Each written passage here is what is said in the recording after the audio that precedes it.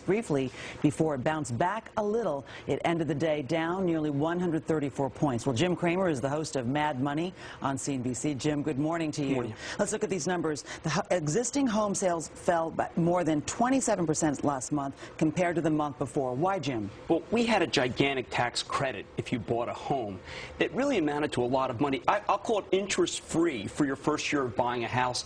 That ended, so of course people should have bought during that period. It took away demand. Solutions, and what can the government do? Should they bring back that tax credit? This is about jobs. Frankly, the whole housing issue is about jobs, and we confuse it. We talk about mortgage rates. We talk about the idea of too much inventory.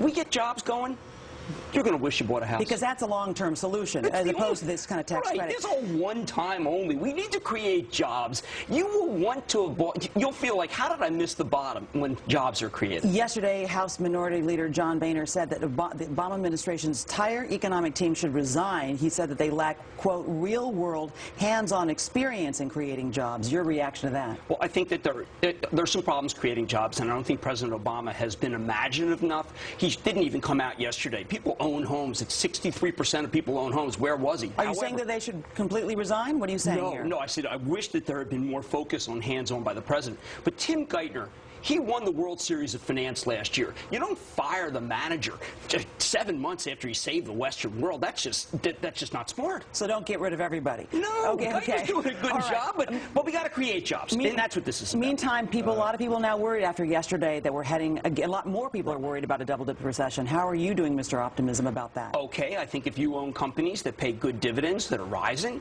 and you own some gold, I'm not saying you won't feel it. But I got to tell you, that's so much better than owning a 2.5% 10-year Treasury or a 2% CD. You can't make it back with that. All right, Jim Cramer, thanks so much this morning. And you can catch Mad Money on CNBC weeknights at 6 and 11 Eastern Time.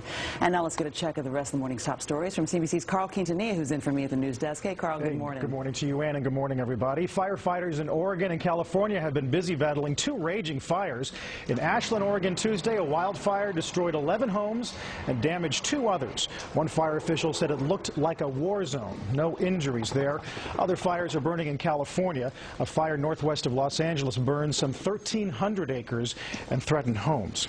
Former President Jimmy Carter arrived this morning in North Korea. He is on a private humanitarian mission to win the release of an American sentenced to prison for entering that country illegally.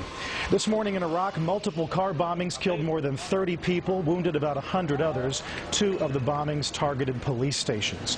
Today, Iran said it successfully test-fired a new generation of short-range, surface-to-surface missiles. Iranian TV showed the missile being launched, then apparently hitting a target on the ground. Officials in China trying to find out what caused a deadly plane crash Tuesday. At least 42 people were killed when the plane crashed and burned while trying to land in fog. More than 50 others survived but were injured. Today, the plane's black boxes were recovered. Another tragedy, this one in Santa Barbara, California, where an out-of-control truck loaded with gravel flew down an embankment Tuesday and crashed into the home, killing 3 members of one family. For the 33 miners trapped underground in Chile, heavy equipment, a massive drill, has now arrived outside the mine. It will be used to carve out a tunnel just wide enough to pull them out one by one. Drilling that hole will not start for a few days, and it could go on for months. The Justice Department says it plans to appeal a judge's ruling this week that temporarily blocked the expansion of embryonic stem cell research. And it was not a very grand entrance for one member of an Army parachute team before a Texas Rangers game on Tuesday. He got stuck on a flagpole, but was later able to get down okay. It is now 7:14. If you listen closely, you can almost hear him go, "Don't!" See, I look at it differently. A few more feet, and it could have been a lot worse. Could have been a lot worse. Oh, my There's Lord. a punchline. But we're not going to do it. Well, we're glad he's okay. Wow. Anyway, Carl, thank you for that. We appreciate it. And with a laugh, we like that. How are you doing? I just want to do it, but I can't. No. We need this both job. need Yes, this job. okay.